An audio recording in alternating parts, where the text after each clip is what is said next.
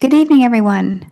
Welcome to the November 20th, 2023 special meeting of the Board of Education. With us this evening is Mrs. Ritelli, Mrs. Guernsey, Mrs. Jacobson, Mr. Asa, Mrs. Maxon-Kennelly, and Mr. Peterson, along with Mr. Testani. If we could all rise and join us for the Pledge of Allegiance. And Mrs. Ritelli, would you start us off?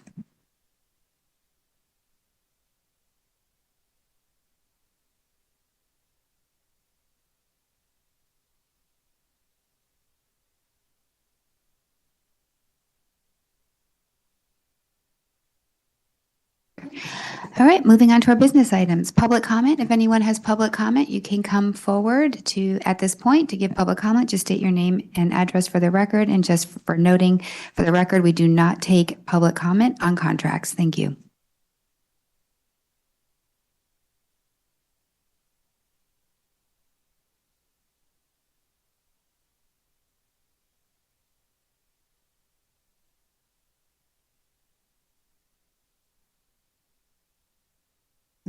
Come on up.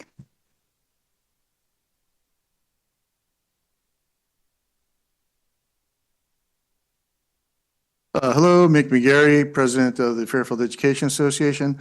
Just like to ask the board to please approve the contract for the teachers tonight. It's a good contract. We spent a lot of time working on it.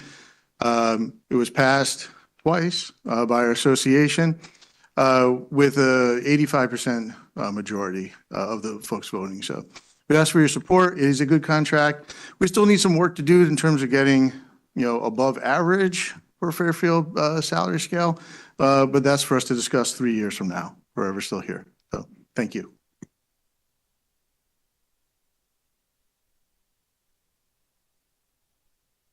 What else? All right, moving on to our next item. Do you want to make them? I'm going to ask for unanimous consent to move item 3B to after 3F. Is that okay with everyone? Any objection? Just waiting on a few members to join us. All right, thank you.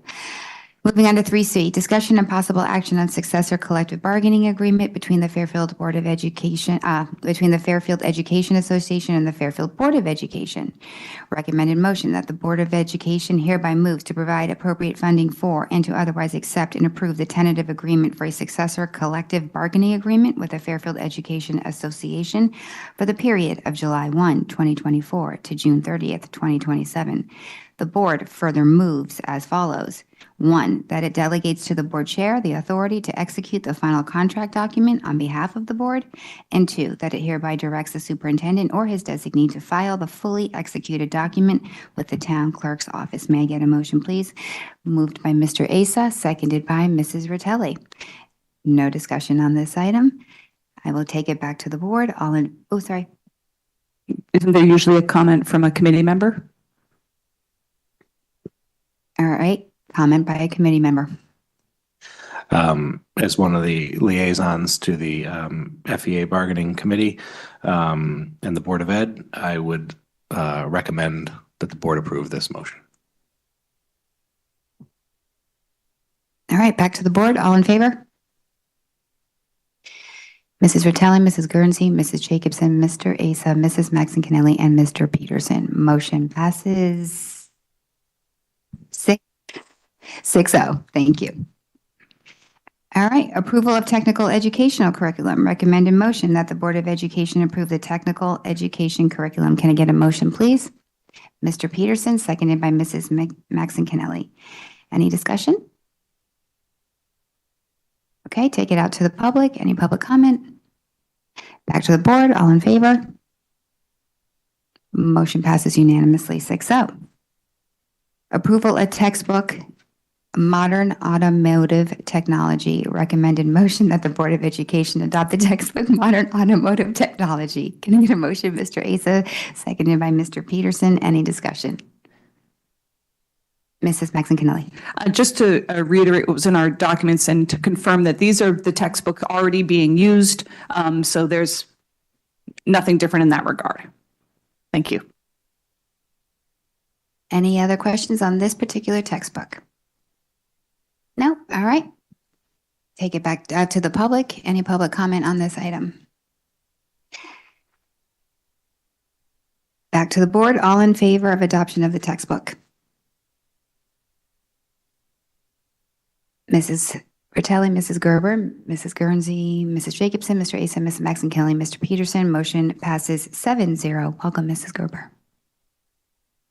Adoption of textbook Small Gas Engines. Recommended motion that the Board of Education adopt the textbook Small Gas Engines. Can I get a motion, please? Mrs. Ratelli, seconded by Mr. Asa. Any discussion by the board?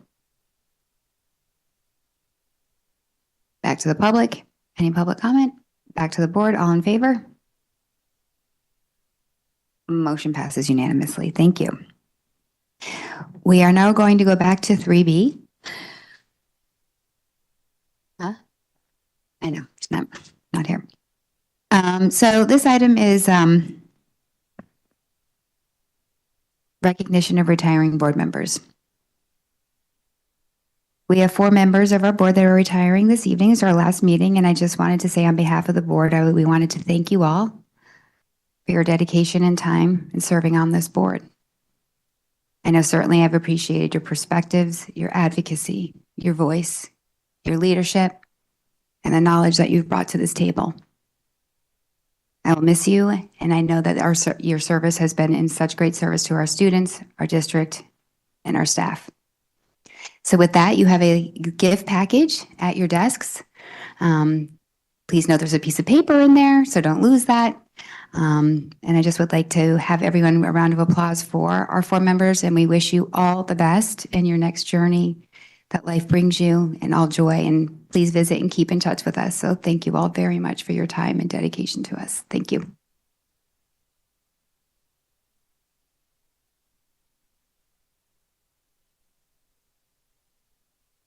Okay, moving on to item G. Approval of the 2024-2025 student calendar. Recommended motion that the Board of Education approve the 2024-2025 student calendar. Can I get a motion, please? Mr. Asa, seconded by Mr. Peterson. Discussion by the board. Mr. Asa. At the last meeting, I indicated that I plan to bring forward a couple proposals. Further discussion on Veterans Day is not one of them, as I promised. So I have 3 separate motions to make, which I had circulated to the board ahead of time, so you had them with my rationale. They line up with exactly pretty much what I talked about at the last meeting. So the first one, I would like to make a motion to amend the proposed 24-25 school calendar to remove the half day on December 20th, 2024, making it a full day of school. Anyone like to motion for that? Mrs. Gerber, seconded by Mr. Peterson. Similar to what I said, He's making his. yeah, I just need a second. You just need a second. Sorry. Just go with Mr. Peterson. Thank you. Go ahead. The rationale on this was just the sheer length of the way the holiday falls and the number of days. I didn't feel that it was valuable or necessary to have a half day on the 20th. Any questions or comments? Okay, I'll take it out to the public. All right, back to the board. All in favor? Motion passes unanimously. 1, 2, 3, 4, where are we at? 8-0. Thank you. Okay. So my second motion is I make a motion to amend the proposed 24-25 school calendar to move the January 7th, 2025 early dismissal for pre-K through 12 professional development for staff to January 14th, 2025. Second. Mr. Peterson, discussion. And this basically lines up with what I said the last time, moving it a little further so we have more than 3 days after a long holiday break before we have a half day. And Mr. Testani in the last meeting indicated that that shouldn't cause any issues, so that's why I brought this forward and checked with him. Mrs. Maxon Kennelly. I was just hoping that Mr. Testani could speak to that now you've had a chance to see if staff had any objection with the way that we're doing faculty meetings now as approved in the contract, that you don't see any issue with this change. No, actually, it works out better because in the new contract, that first meeting of the month is a faculty meeting, 1 hour, not the 1.5. So this actually will give us a little bit more time on the 14th with the early dismissal and a half-hour lengthier after-school meeting. So it works out nicely. Well, then I have to ask as a follow-up, we obviously have a few others that are on the first Tuesday of the month. Are you comfortable with leaving those as is, or do you now have a preference for moving them? No, I think we're fine. Fine. Anyone else? Okay, take it out to the public. Anyone have public comment on this item? All right, back to the board. All in favor? Motion passes 8-0. Thank you. Okay, Mr. Asa? Okay. I would like to make a motion to amend the proposed 24-25 school calendar to add February 13th, 2025 as a full day off and move the proposed day off of February 18th, 25 to February 14th, 25, making the February break February 13th through February 17th, 2025, which will result in the last day of school then becoming June 11th, 2025, and reducing the number of snow days from 6 to 5 before taking away from April break. Second. Mrs. Guernsey. Discussion. So as I said in the last meeting, I think the past practice of breaking it up on the Friday to the Monday has worked. And in discussion, trying to get some feedback from staff and families, I have heard nothing to the contrary. And I would prefer to add an extra day in there for the purpose of an extra day off for a break. Mr. Testani. Just a clarifying question, would we just add an extra half a day on the 11th? I really don't see why we would make the 9th a full day and then 2 half days, but that's, I didn't know if that's something that. We're in February. No, but I mean at the end of the school year. It was my assumption that the half days on the 9th and 10th would move to the 10th and 11th. My motion does not include making the 9th a full day. Okay. Mrs. Maxon Kennelly. I'll say that I'm in favor of half of this motion and not in favor of another half, so I'm not quite sure how to proceed procedurally. I agreed with Mr. Asa from the last meeting that idea of the Friday to the Monday, taking advantage of, the Thursday as a potential travel day. I thought that was an interesting point, and not following the same calendar as everybody else, again, in terms of rates or anything. However, the idea of adding another day on is just starting to feel like a little bit of a backing into returning the February break yet, which just to be consistent, I'm not in favor of until our buildings are HVAC'd. I'm not in favor of pushing one more day into June until we have that. And again, we're still working on the school calendar in terms of making, in the policy committee, regarding, some guidance for how future boards will make their decisions, but that part of the motion is what I'm uncomfortable with. Mr. Asa. Yeah, and I apologize. I should have made it clear. That's actually a very good point. My intention here is for this year only, because of the way the calendar falls. I realize in years down the road, depending on where the policy goes, there may be additional holidays in the calendar for some of the other religiously observed, or we don't call them religiously observed holidays, but whatever they are, for policy wise. So I am not looking to make this a permanent. I'm just trying to take advantage of the fact that in this particular year, I found it to be able to be possible. Mr. Peterson. I just want to say I appreciate where this amendment is coming from. I'm kind of with Mrs. Kennelly on this. I feel like adding a vacation day that could be taken away again next year and other years.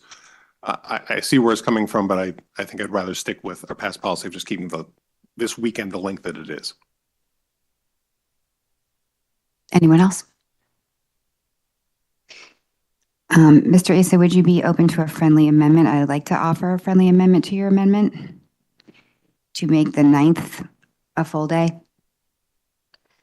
so that we're not ending on 3 half-days. That would be, I have no problem with that. okay, so let's go with first amendment to the amendment would be to make June 9th a full day. And then the 10th and the 11th would be a half-day. Would anyone like to second that before we get back to the main motion? Mr. Asa? Anyone have any discussion on that? All in favor? Mrs. Vitale, Mrs. Gerber, Mrs. Guernsey, Mrs. Jacobson. Oh, okay, motion passes unanimously. Okay, on the amendment. So we are still with Mr. Asa's amendment as amended, with the 9th being a full day, 10th and 11th being half-days. Back to the main motion as amended. Any other further discussion? No? All right, I will take it out to the public. Sorry. Does anyone have any other amendments before I go to the public? No? All right, public comment. All right, back to the board. All in favor? Mr. Asa and Mrs. Jacobson, motion fails. Oh, sorry, Mr. Vitale, I didn't see your hand. I'm sorry. Mrs. Vitale, Mrs. Jacobson, Mr. Asa, motion failed.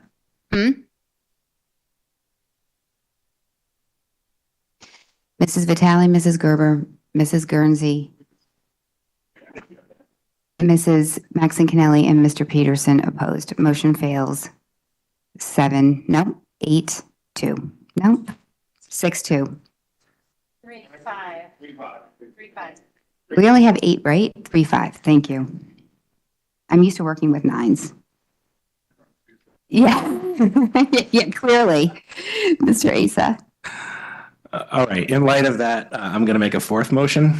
And that motion will be, I guess I have to read this whole thing again. To make a motion to amend the proposed 24-25 school calendar and move the proposed day off of 2/18/25 to 2/14/25, making the February break 2/14 through 2/17. Is Maxon Kennelly second? Discussion. This is simply to get it broken back to the Friday and Monday. No change in the end of the year, no added days. Pretty straightforward. Anyone else? Mrs. Vitale. Would kids still have their Valentine's Day celebrations a day early, being that they're now going to be having Valentine's Day off, just, trying to protect some of the fun there?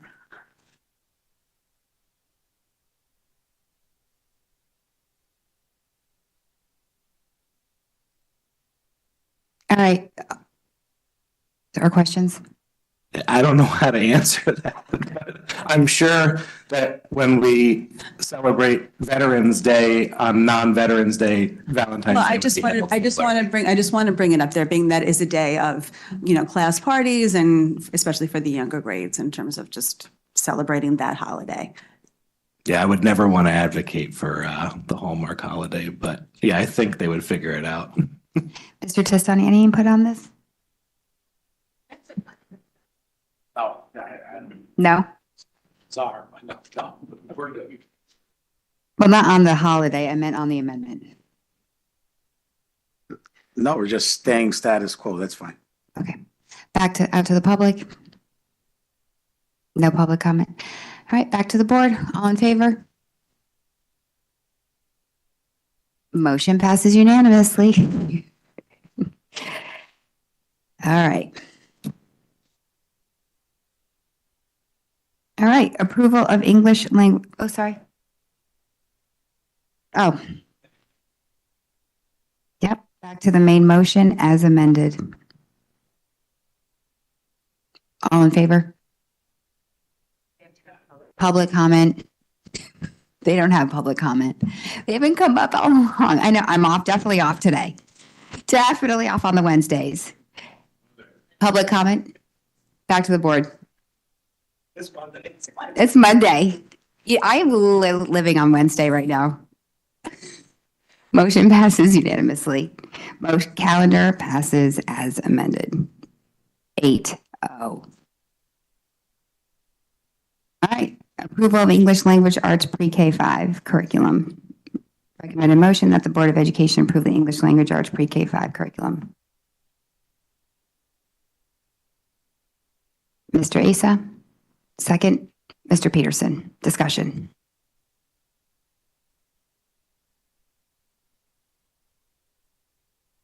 No discussion? Mrs. Maxon Kennelly. So I admittedly had a busy afternoon. So I'm seeing this for the first time right now. And while I appreciate that because I have a tremendous amount of faith in Ms. Goss and her work, I'm a little uncomfortable voting tonight solely for the reason that I haven't actually read this. Because I did submit a decent number of questions seeking either corrections or clarification. I'm seeing now that I did receive an email that has more content, and I may want to ask a couple of those questions in public anyway, just so that it can be discussed, because there's been some interest from the public. But the memo I'm looking at here is addressing many of the things that I brought up, and I haven't actually seen that language in the document. But I don't know if I'm the only one who's uncomfortable with that. I'll just simply say that. And then I would like to look at the questions that Ms. Goss did answer, and just to see if I have some follow-up. So I would need a minute for that. Mrs. Guernsey. Thank you. I'm in a similar situation where I would actually be really interested in hearing from Mrs. Goss, because I'd love for her to through the chair, to take us through sort of her memo, because I don't know the backstory to it. And also, I was unable to open the red line version because I just got it here and I cannot read it on my phone. So thanks. Mrs. Vitale. Not to be a broken record, but also with work and meetings, I apologize to the board for being late. Haven't had a chance to review it, so I do appreciate you talking us through. Good evening, Janine Goss, Executive Director, Pre-K-12 Literacy. I'll first go over the redlined version and just very specifically outline the small changes that were made over the weekend. These were based on feedback as well as some questions. So the very first thing that was changed was actually changed pre-K through 12, and I know we're not here to discuss 612. It was a small but important word change in that vertically aligned essential question. So instead of saying, what do good readers do? We simply changed the word good to skilled, because that's what we strive to develop. What do skilled readers do? It has a much more positive connotation, and it's precisely what we strive to do. That was the first. The second is that we more explicitly stated the conventions of English, grammar, and usage in that content section of the language strand for each and every module.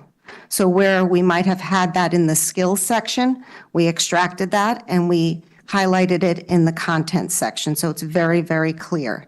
That is highlighted in red right now. In the course overviews for K-5, in that very first couple of pages in that front matter, it was already stated that the Rigby leveled libraries were a core resource that we were asking you to approve. But I added in the link there that shows the text titles as well as the length of the text so that we can see which ones are considered longer reads, chapter books, and which ones were not. I apologize, Ms. Goss. Could you place me in the document so I can see the link you're referencing? Sure. So I have grade 5 open, for example, and I am looking 1, 2, 3. Just going to interrupt really quickly. Sure. Are these posted to our agenda area of our website for the public access? Are they up there right now? If anything came in after 6 o'clock, I have not seen it. 6:48?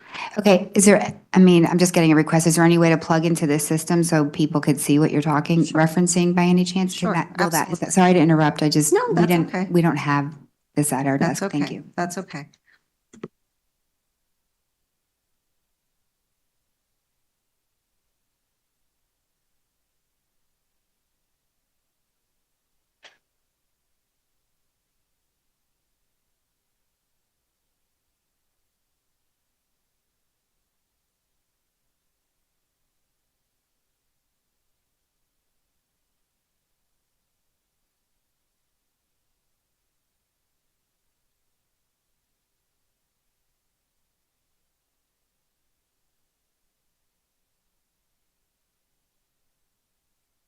So on that very first page, you'll see this on every course overview.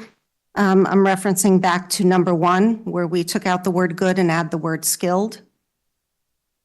Thank you, Meg. You can continue to scroll down. And that was pre-K. So we're going to get out of that was the only change made to pre-K. And we're going to go now to kindergarten. That's about 80-something pages, I believe, so we can scroll fast if you'd like. Going down on the right. You could just give her the page number, she'll pull it up. Oh, that's true. Thanks.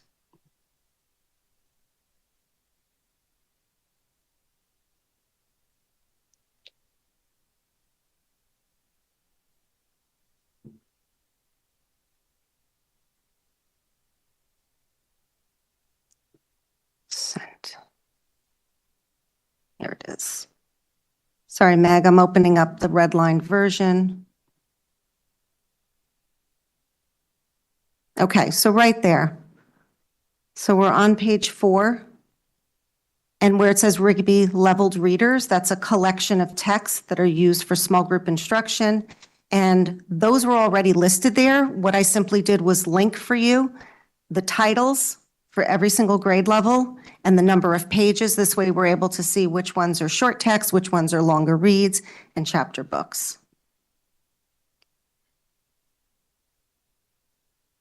So Meg, just scroll down a little bit more. I'll find the page number as you're doing that. And where we see red one more time. Almost there.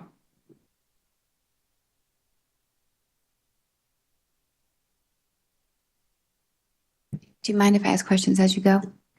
Is that Rigby level reader alive? Because I am obviously looking at this on my phone, but and it's not linking to anything. Working on your end over here as a link? Is it working for anyone? So Pardon me? yes. So the link? Red line, it's underlined, but it's a PDF. No, she just said it was a link. Yeah.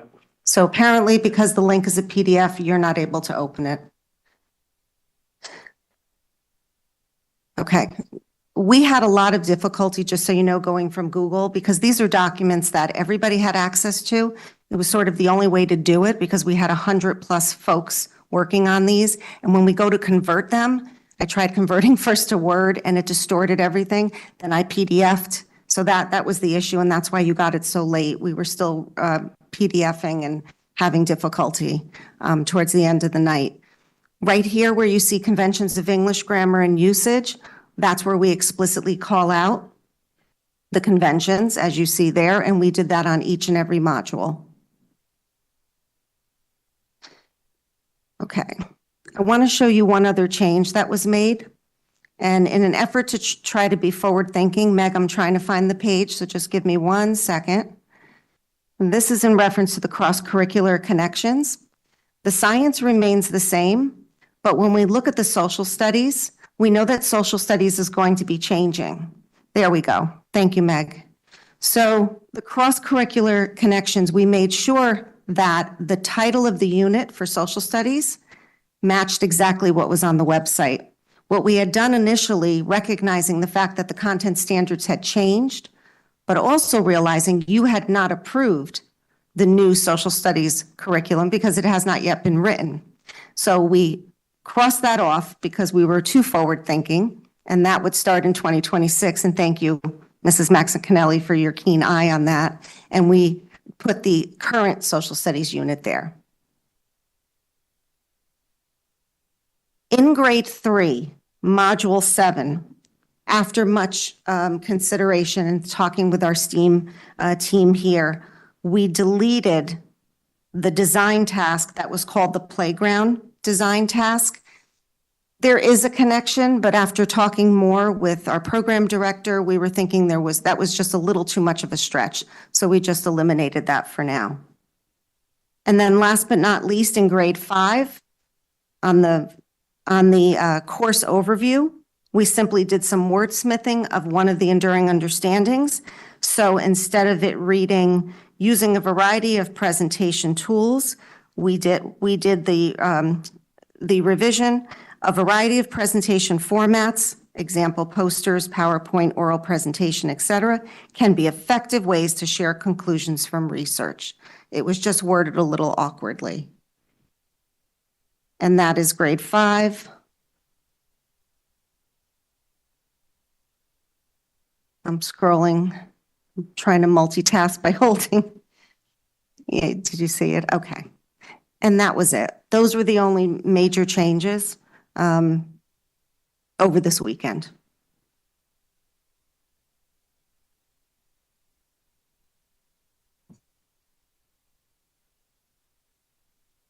Just so everyone knows, I checked where the documents were posted in the subject area, and the link does work on that Thank you. part of the website. Great, thank It you. comes up. Thank you. Sure. Okay. Any questions on the changes?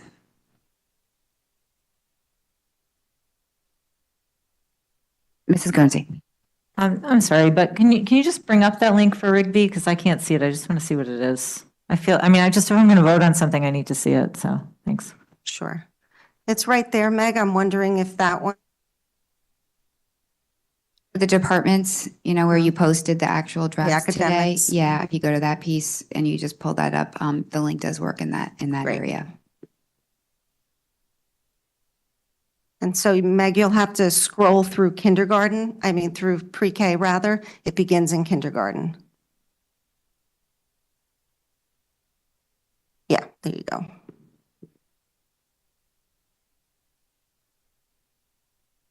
Okay.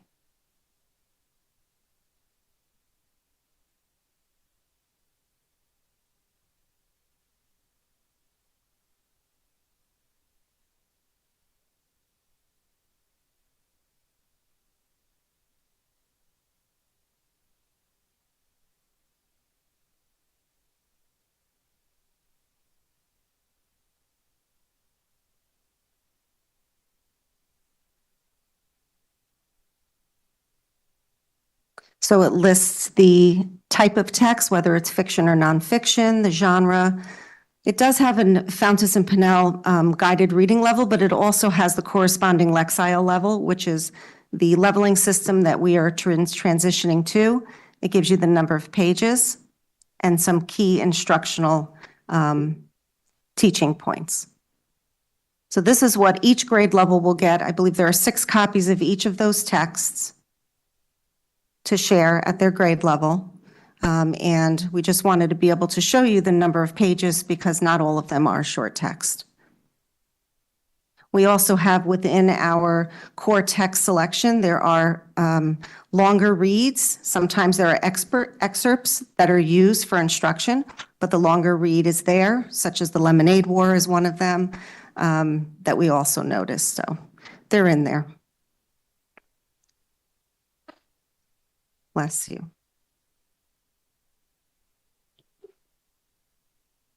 Would these texts be categorized as supplemental, or are they the core texts? These are part of core text that can be used for small group instruction mostly. You can also pull one out for a read aloud, of course, but that's why we wanted you to approve them. This was an intentional purchase, rather. This was something that the team really liked when they went on their visits, that they said they absolutely could use. And so we did put that in as part of core.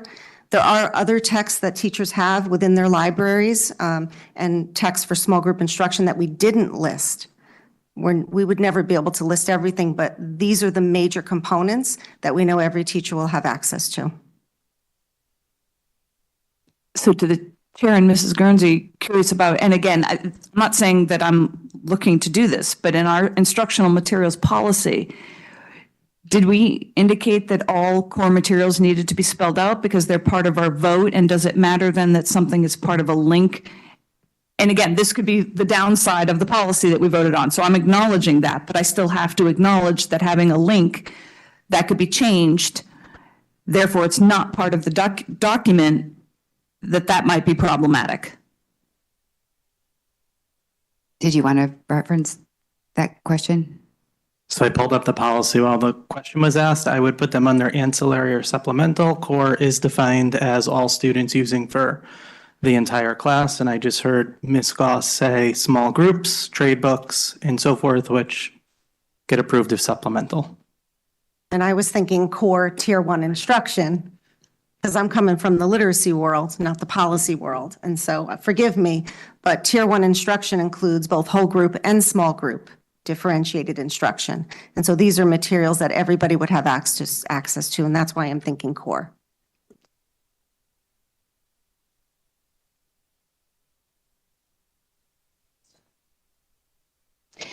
Questions, concerns, Mrs. Guernsey? Just one more question that I didn't have a chance to ask last time. What kind of feedback did you receive from the public, and what kind of questions did they have about this curriculum? Can you give us a sense for what their general feedback was?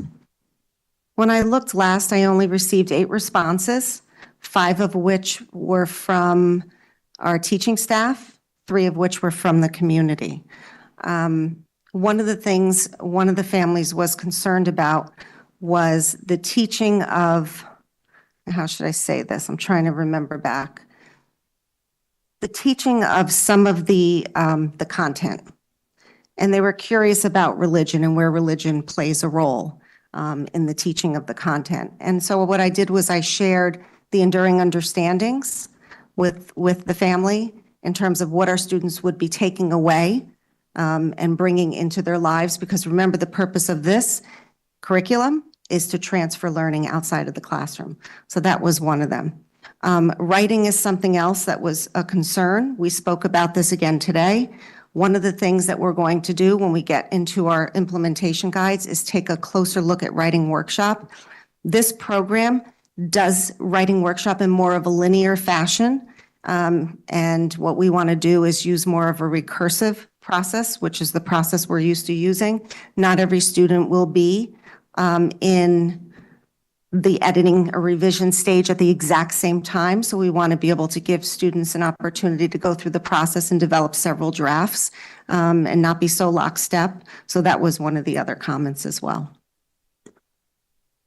So I'm sorry, just one follow-up. So you were able, because it was such a small number, to get back to all those people that asked questions then? Is that what I'm hearing? Yeah, Okay. so there were, I believe, 8 that came in total. And so those that were able to provide feedback, we discussed it right then and there. Okay, thank you. Mrs. Maxon-Kennelly? And I'm trying to skim quickly through your answers to me, which I appreciate came this morning, and my day did not allow me to look at this. So I'm sorry for getting to this late, but some of your answers I enormously appreciate. So please know that I'm asking them for the sake of my fellow board members and the public, not so much because I need clarification, but I think these are great points and I appreciate your answers. But I know I've heard a lot of conversation regarding independent reading time and why isn't that actually included as a formal unit in the instruction? And I was hoping you could speak to that. Independent reading time will be a part of daily instruction. So when students are working in small group, let's say, and the teacher is working with a small group of students, the balance of the class can engage in independent reading. So it is going to be a part of the schedule. When we looked at the components today, we met with a few coaches today, as well as with HMH, to get a sense of what their instructional model looks like and how we want to tweak it to best meet our needs. This was some of the discussion that we had. So it can be part of small group instruction time. Do you anticipate it having the same amount of time that we currently devote to it? So our current model is 60 minutes of reading, which includes everything. That includes whole group, small group instruction, and then 45 minutes, give or take, for writing. What we'll probably be proposing is very similar, but the reading component breakdown might look a little different. So, for example, we may dedicate 10 minutes to explicit vocabulary instruction. We will dedicate 20 minutes to either the read aloud or the shared read. And within that, there's going to be a protocol for what do teachers do first, next, and last in terms of their instructional moves, things like that. And so about the same amount of time, I would think, about 20 minutes to 30 minutes they will have for small group instruction. And so that can be used for independent reading. And then we will also encourage independent reading at home. Because I would have considered it a bit of a weakness in our current curriculum that there was a tremendous amount of time given to independent reading, which had no measurement, accountability, or any sense of what was being gained by the student in terms of content acquisition, skill practice. Again, love of reading is not to be denigrated, but I actually appreciate that this will be more structured in that regard. But do any of the independent reading units that you envision, and this would include the at-home reading, have a content focus to it? That is a question I'd wish I'd asked but hadn't thought of. I give an example, say in grade 5 curriculum of having okay, this month you're going to pick your favorite nonfiction story about blank. This is going to be a science fiction month. This is going to be so that genre introduction as independent work for which you'll be held accountable in school, in a variety of creative ways. Mm-hmm. Any thought to having independent reading be more focused in that manner? So we also talked about, how nice would it be if we create text sets that students would have a choice of. I was in a 5th grade classroom today, actually, and there were lots of novels students were reading in their book clubs, and the novels were related to their unit of study. And so this, again, helps to build background knowledge and vocabulary. And so that would be a wonderful endeavor to make sure that we have access to text that can help to continue to complete and complement that text set. But that's not the only thing students will do when they go into the small group time. We talked about follow-through activities based on the small group work, written response to text, and that sort of thing. But that's the place where independent reading will most likely be held. Thank you. A quick follow-up to that. In terms of the time breakdown, you had mentioned that currently we're dedicating 40 minutes to writing. Is that still the anticipated time frame that you will be dedicating to writing? It is, as of today. We're at the very beginning stages of breaking down that literacy block and thinking about all of the components. The language component will be taught through the context of writing. We discussed that today. Again, it was at the very beginning stages. We looked at a structured literacy plan. HMH suggests 30 minutes. We looked at the time. We know what our students can and need support with, and we have that maybe at 25 minutes. So we're doing some tweaking for Fairfield and know that if students don't need that level of instruction, we know that we put that in small group. So we have to have some flexibility there. So for right now, the writing is 45 minutes, and that's what we're thinking we want to continue to do. But you won't use 45 minutes, for example, at the beginning of kindergarten, because student stamina is not at that level yet. So 45 minutes will probably be the ultimate goal. Thank you. Anyone else? Mrs. Guernsey? This is more of a statement because this is such an enormous undertaking, and because we're at this part of the process where when we approve this today, we're only not even 50% maybe there, right? So just wanting to make sure that I understand what process will be put in place to evaluate the work that may be approved today, and at what point, what is the plan for that? Because what I don't want to happen is for us to get locked into this if while you're continuing on the next part of this process, building the instructional model, and if it doesn't fit into I don't know, it's making me really concerned about how I support this and what are our points for reflection in reviewing if it's doing the work that it needs to do.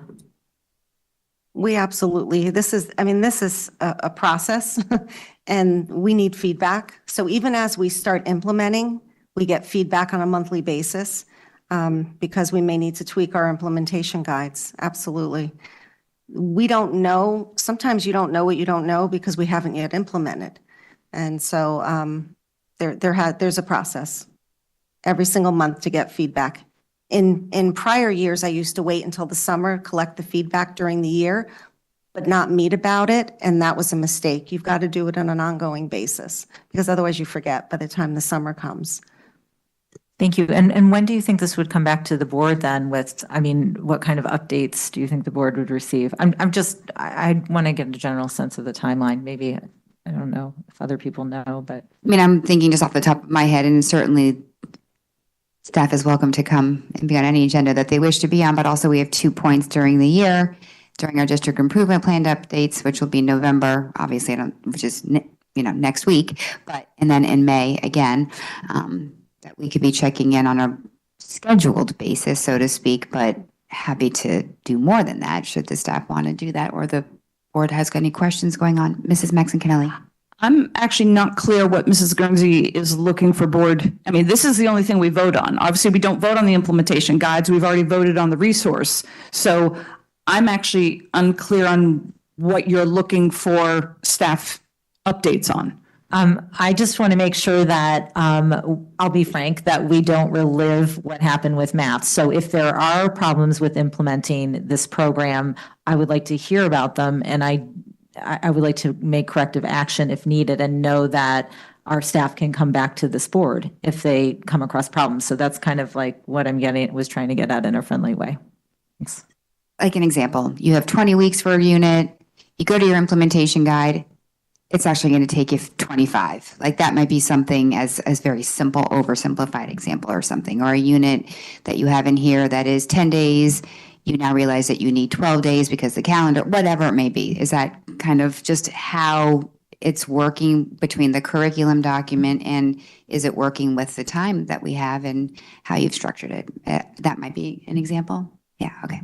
That's a good example. It happens. It does, yeah. Anyone else? I guess just so to clarify that, so our role in that is, once again, it's not that we have one, it's the reminder that we live in this community, and if things start not going, and again, thank you. So you clarified everything by making the math comparison, that if things start not going well, better to inform the board, update the board, address how things are being improved, because obviously this is a massive undertaking. And, and I appreciate that you're talking about doing something on an ongoing basis as opposed to waiting for a whole year to play out and then let's fix it and leaving staff doing something that they don't feel comfortable as best serving students, if I'm understanding you correctly. So that what we're asking for is if something's not going well, let us know and let us know that it's being addressed. Is that fair? Yeah, Mr. Tisani? Excuse me, I just want to add, I think just to the point we're at tonight is much different than my understanding of what happened with math. I think it seemed as if there wasn't 100 educators from across the district working on curriculum.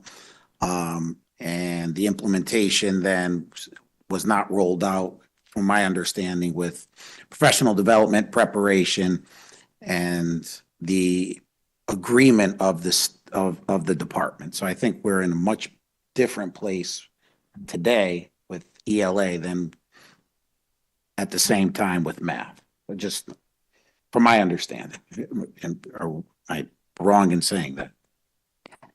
I would say that I am hoping you're not wrong. I have faith that you're not wrong in saying it. I think there was a degree of awareness of what was going on that the board did not have previously, and things that we expected were happening and would be done well were done less well, specifically on things like PD. So I think that's why we're here tonight, to get the final approval so that the next phase can begin with enough time prior to implementation in the fall, so.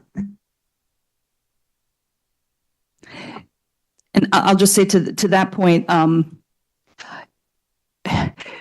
there is a reason we have 2 weeks between meetings.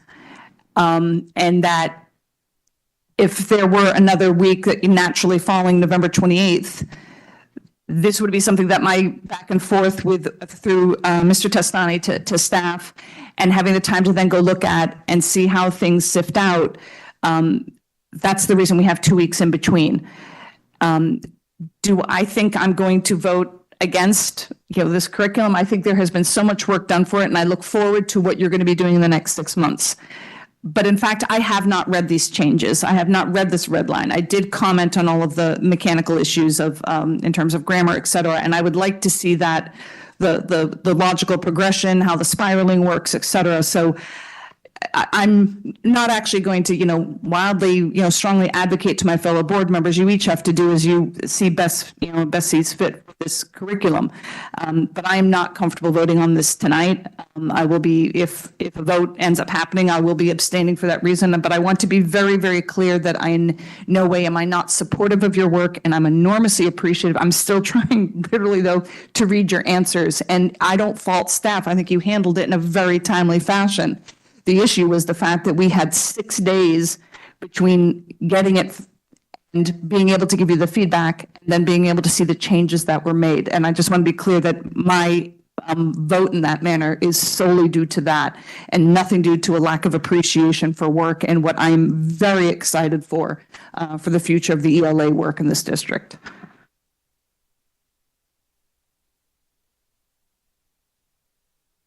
Mrs. Vitale. I share similar concerns. Now, granted, if it's postponed or if we don't vote tonight, I will not be voting on it. Just from a process standpoint, I just am concerned that there's just new information that wasn't really noticed to the public, just if public wanted to give feedback to what we're taking action on tonight with the red line version. It's somewhat the first read that we had at our last meeting. Now we're not doing the full K through 12, and now that we got changes today. So I'm just struggling with it a little bit from a process standpoint in terms of voting tonight. But I very much, being this will be my last opportunity just to thank you and staff for all of the work that you have done on this. I know it's been a long journey, and I look forward to watching it progress. Because I do think that whether it's approved tonight or approved at a future meeting, that it will pass and it'll move our district forward. I also want to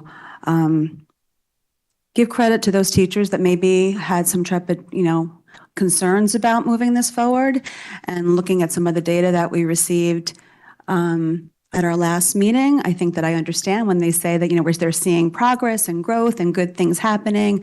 The data did back up some of those sentiments. So I do want to recognize those teachers as well. So not really sure where I am right now in terms of abstaining or voting, but I just wanted to thank you for your work. Mrs. Gerber? Yeah, so I was not here last week, and I do apologize for that. I did listen to and watch on some long walks with my dog, all of the discussions. So thank you for that, and thank you for all the work that has been done. I too share the concerns. I did not have a chance today. I was driving to and from the airport, so I did not get to look through any of this. And like Mrs. Vitale, I do understand that if we don't vote tonight, that I will not be voting on this. But I just am concerned regarding just the changes that have taken place in 6 days regarding this. So I guess one thing through the chair to Mr. Testani or to the chair, what impact would delaying have? Is that something that is possible, or is it something that is absolutely not a good idea? I'll let Mr. Testani start with the education piece, and then I can talk to the timing piece. I mean, it's all right, let's kind of walk through this for a second. So if we delay it until the next meeting, we will have 4 individuals who have not been on the board and may not have any information at their disposal voting on it. They may then ask to kick it out even further, which would delay some of the work. To Ms. Vitale's point about the public not seeing the red line versions, I mean, they were minor edits in wording and there was 8 people that said something the first time. I can't imagine that we're going to have more than 2, if any. So I mean, I think we're there, but if the board doesn't decide to move it today, then I guess we'll let the new board take it on and see what challenges, in terms of resolving them and their questions and getting them caught up to speed, what that will take as well.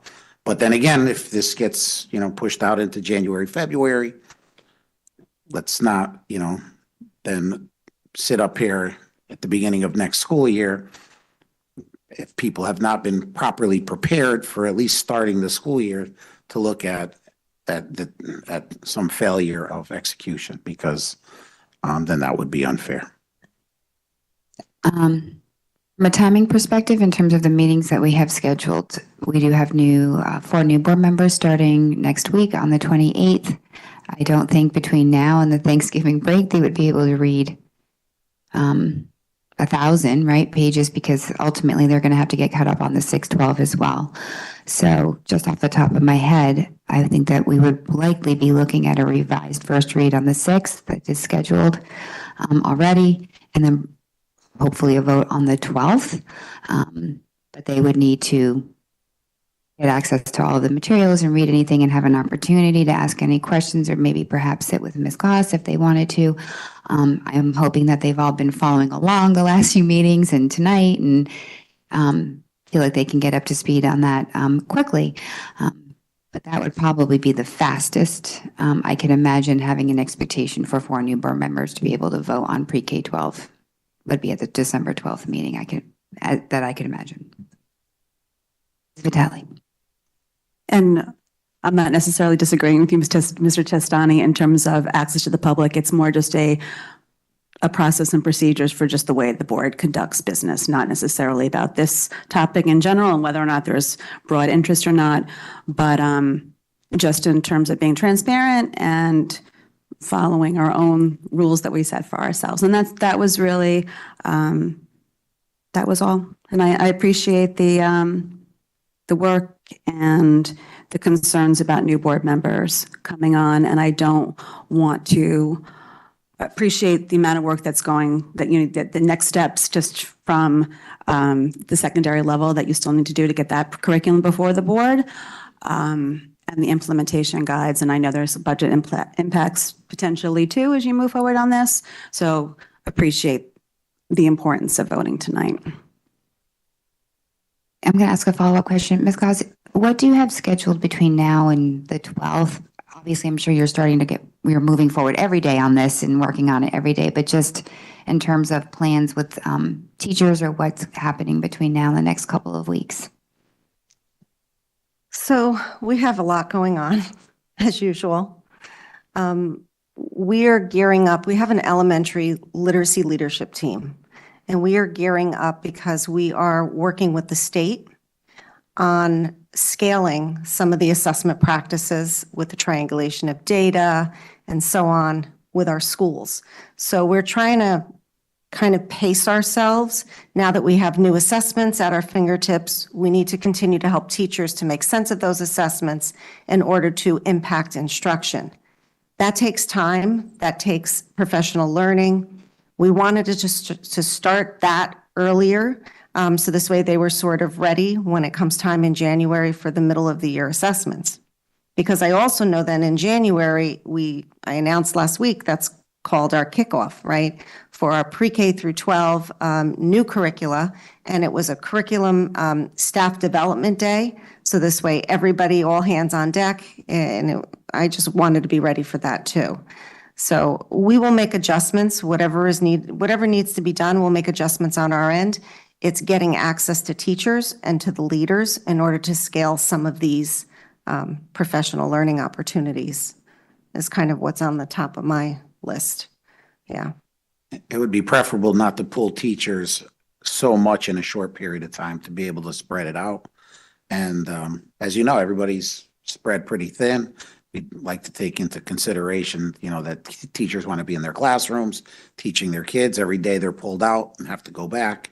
It just adds added stress and anxiety as they try to work with their kids. So, I mean, trying to keep this pace and trying to give Janine and her team a little bit of breathing room as well would be, I think, well-deserved.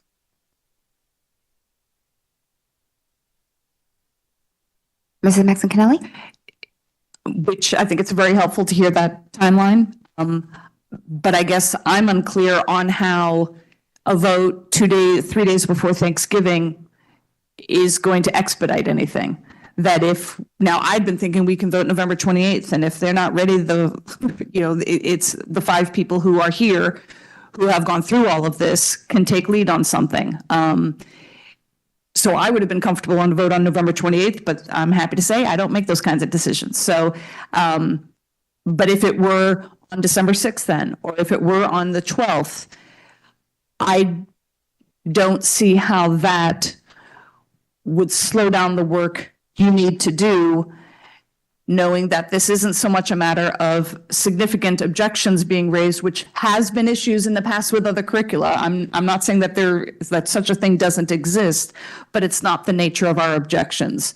So I guess I'm still preparing to make a motion to postpone.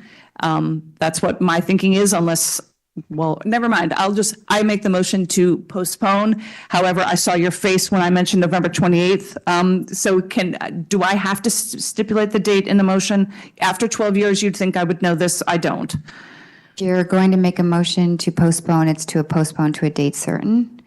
Would you like to slip something out before I finish making my motion? For all I know, the motion won't even pass, but do you have a preference? Because I would appreciate that feedback.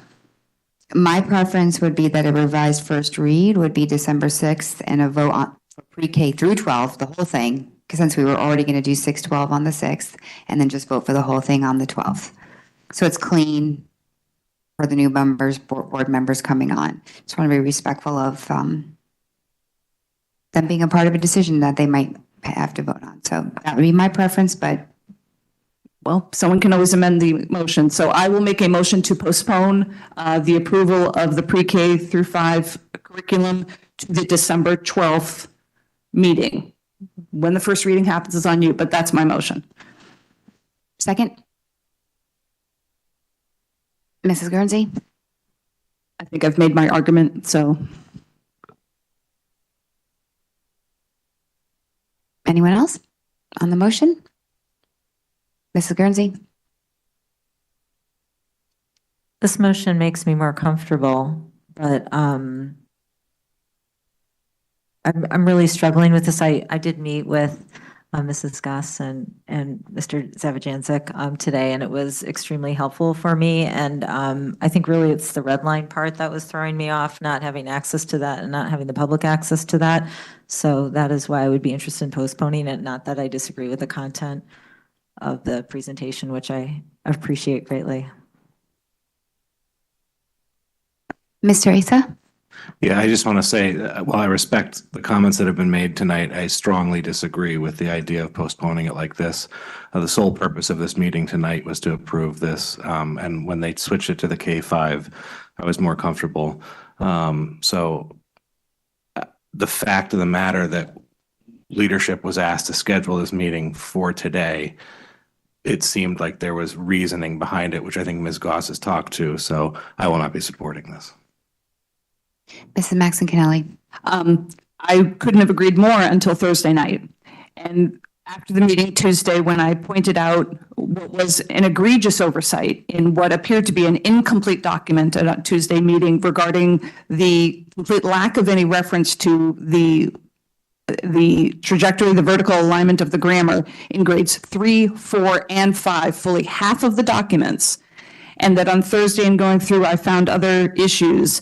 So when we were told on Wednesday that the vote would be Monday, I could not have agreed with you more. I was very enthusiastic, very comfortable. And only then, when I had the time to get in and find these other issues, emailed them Thursday night, getting my answers today, that is the change to me, because otherwise I think that Mr. Ace is raising a very fair point of, we agreed to this, now why aren't we ready to do it? Well, that's because I didn't know what I didn't know at that time. Now I do, and now I would like to have the time to read it in a comprehensive fashion.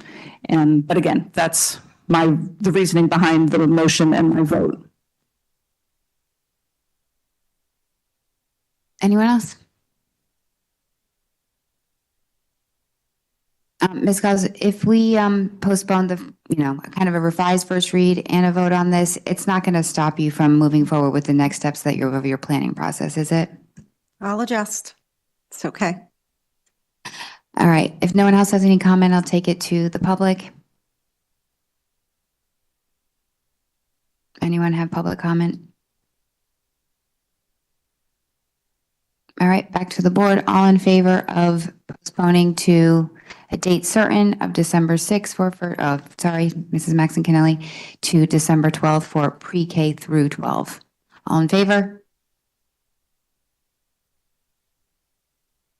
All opposed? 1, 2, 3. Motion passes 5-3.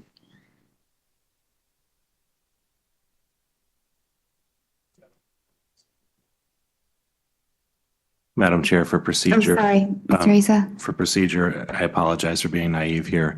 Does it matter if it's what the vote count is for an added motion to an agenda or anything like this? Or is a simple majority sufficient?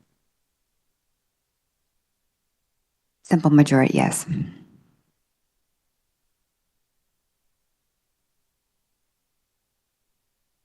Okay, so to be clear, what's going to happen is for the December 6th agenda, we'll have a revised first read, pre-K through 12, and then for December 12th.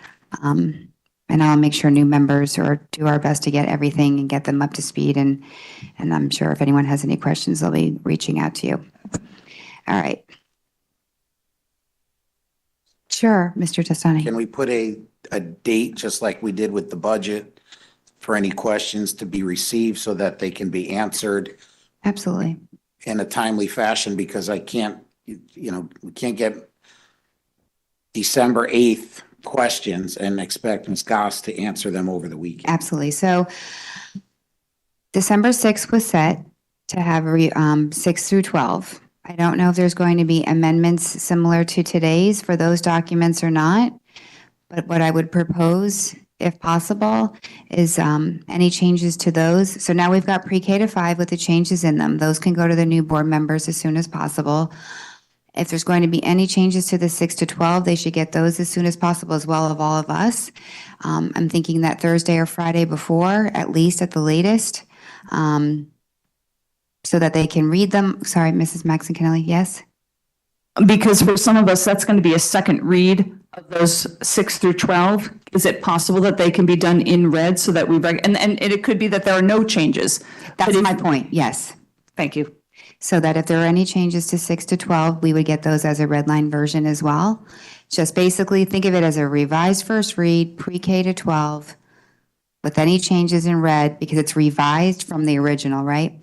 That'll make it clear to new members and the existing board members all the way through what they are. And we can absolutely, Mr. Testani, give the board members a deadline date to submit any questions so that they are prepared and answered to vote on the 12th date certain, as we've just approved. Thank you. Okay. And happy to work with you and Mrs. Goss on when you would want the deadline in for them after the 6th. Okay. Adjournment. Recommended motion that the special meeting of the Board of Education adjourn. All in favor? Motion passes unanimously. Thank you. Thank you, everyone.